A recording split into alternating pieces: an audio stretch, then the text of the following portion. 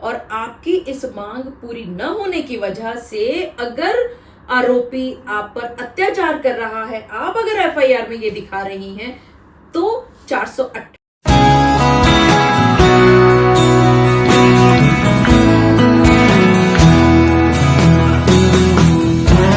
आप सभी ने अक्सर सुना होगा कि जब पत्नियां 498A का केस दायर करने के लिए भागती हैं, तो उसके अंदर जब आप एफआईआर पढ़ेंगे तो आप पाएंगे कि बहुत तरह की हैरेसमेंट, बहुत तरह के अत्याचार, बहुत तरह के एलिगेशंस उसमें लगाए हुए होते हैं।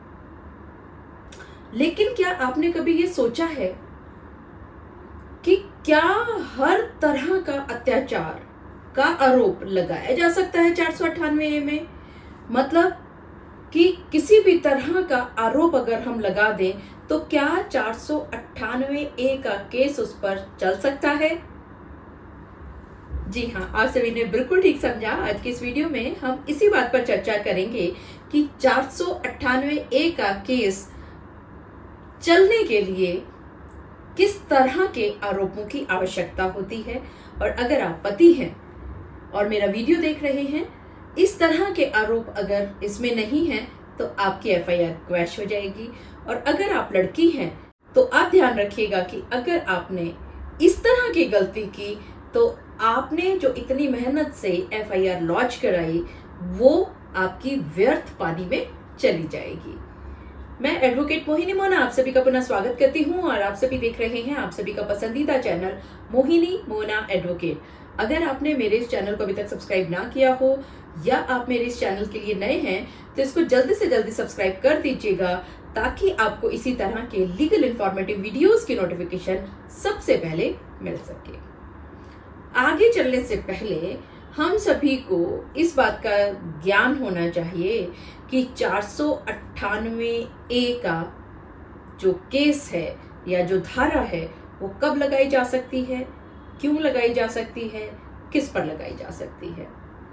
सबसे पहले तो 498A की धारा लगाने के लिए आपका जो रिलेशनशिप है, यानी कि कंप्लेनेंट और जिसको आप एक्यूज बना रही हैं, जो आप एलिगेशंस लगाते हुए बता रही कि सो एक्यूज ने आपके साथ ऐसा किया, इस एक्यूज ने आपके साथ ऐसा किया, तो वो जो रिलेशनशिप है बिटवीन यू टू पीपल वो बहुत क्लियरली लिखा हुआ है आईपीसी में कि वो एक या तो हस्बैंड एंड वाइफ का हो। अगर वाइफ कंप्लेनेंट है और वो अगर हस्बैंड पर एलिगेशंस लगा रही है तो हाँ 498A चल सकता है। वाइफ है और वो अपने हस्बैंड के अगर फैमिली मेंबर्स यानी कि उसके पति के भाई को, बहन को, माता को, पिता को इत्यादि इन लोगों को अगर आरोपी बना रही है तो हाँ ये केस चल सकता है। अगर ये 498A का केस ये महिला अपने पति के किसी रिश्तेदार पर, चाहे वो चाचा जी हों, चाहे मामा जी हों या ताया जी हों, सभी नहीं, कोई एक पर्टिकुलर व्यक्ति या दो पर्टिकुलर व्यक्ति जिन पर ये लांछन लगा रही हैं, तो हाँ 498A का केस चल सकता है। तो पहली बात तो ये हो गई कि एक valid relationship between the wife and husband marriage का होना चाहिए। अगर आप दोनों के बीच में शादी नहीं हुई है, आप लिव इन में रह रहे हैं, तो 498A नहीं लग सकता। आप पड़ोसी हैं, आप पति पत्नी नहीं हैं, तो भी 498A नहीं लगेगा। ध्यान रखिएगा इस बात का, आप पत्नियां भी और आप पति भी। इसके बाद दूसरा महत्वपूर्ण प्रश्न कि किस किस तरह के एलिगेशंस इसमें लगाए जा सकते हैं। हमने प्रैक्टिकली बहुत सारी एफआईआर जब हम पढ़ते हैं तो किसी एफआईआर में पाया जाता है कि जो आरोपी है, जिसको वो आरोपी बना रही है कंप्लेनेंट अपने पति को, तो पत्नी बता रही है कि मेरा पति जो है पहले कश्मीर में डिप्यूटेड था, वहां पर उसने ऐसे ऐसे किया, मुझे खाने के लिए रोका, मुझे इस चीज के लिए रोका। लड़की बताती है कि जब वो प्रेग्नेंट थी तो उन्होंने उचित तरह से ध्यान नहीं दिया, उनको बिना बताए वो छुट्टी लेकर के अपने मतलब घर पे चले गए। फिर वो आगे बताती हैं कि अब कश्मीर से हटके अब वो चले गए हैं दूसरी जगह पर, उनका प्रमोशन हो गया है या कहीं पर उनका ट्रांसफर हो गया है। माने वो कहानियां बता रही हैं, अब यहां से यहां ट्रांसफर हुआ, यहां से यहां ट्रांसफर हुआ, ऐसे परेशान किया।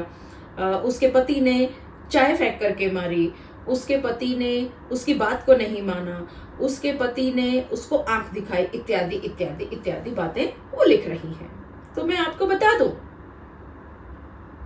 ये एफआईआर आज तो चल रही है, लेकिन कुछ समय के बाद बहुत आराम से आपके जो पति हैं इसमें बरी हो जाएंगे, क्योंकि जो एक महत्वपूर्ण इंग्रेडिएंट्स है कि ये जो प्रताड़ना है, ये जो हैरेसमेंट है, ये सिर्फ और सिर्फ दहेज से उत्पन्न हुई दिखानी होगी। यानी आपका एलिगेशन अगर ऐसा है, आप पत्नी हैं और आप ये एलिगेशन लगा रही हैं कि आपसे आपके पति के द्वारा या उनके रिश्तेदार के द्वारा या उनके और परिवार के सदस्य के द्वारा ऐसे ऐसे दहेज की मांग की जाती है, की गई। फिर आगे पत्नी ये दिखाती हैं कि जब वो मांग की गई तो उन्होंने कहा कि वो इसको पूरा नहीं कर पाएंगी।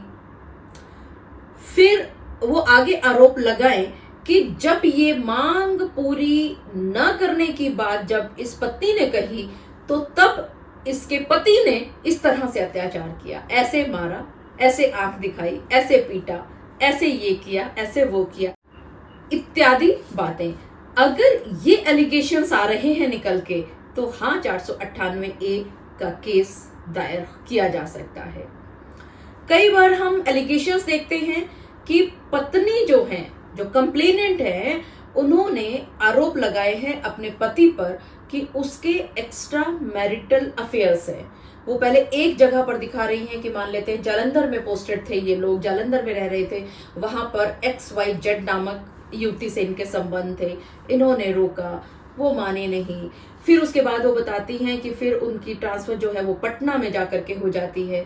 ये पटना में जाकर के रहे तो पटना में ABC के साथ इनके पति के संबंध बन गए और वहां पर भी इन्होंने रोका, तो उन्होंने इस तरह से उनको परेशान किया, कंप्लेनेंट को। और पत्नी कहती है इसीलिए 498A का वो FIR लॉन्च करा देती है और उसमें आगे वो जाना चाहती हैं।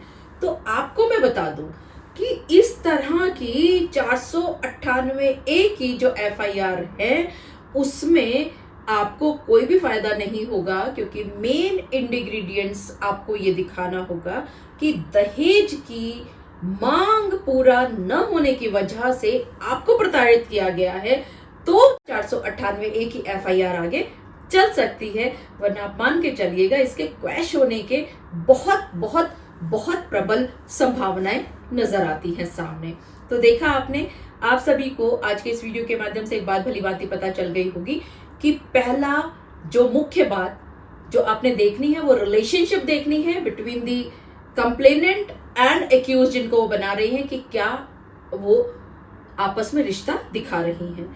दूसरा मेन इंग्रेडिएंट्स जो आपने देखना है वो ये देखना है कि वो जो प्रताड़ना दिखाई जा रही है वो प्रताड़ना किसी अन्य चीज की वजह से ना हो, खाना ठीक से बनाने की वजह से ना हो, आपको पसंद न करने की वजह से ना हो, बल्कि आप उनकी अनैतिक मांग को, दहेज की अनैतिक मांग को पूरा नहीं कर पाई हैं और आपकी इस मांग पूरी न होने की वजह से अगर आरोपी आप पर अत्याचार कर रहा है, आप अगर FIR में ये दिखा रही हैं, तो ऐसी स्थिति में 498A की FIR आगे आराम से चल सकती है।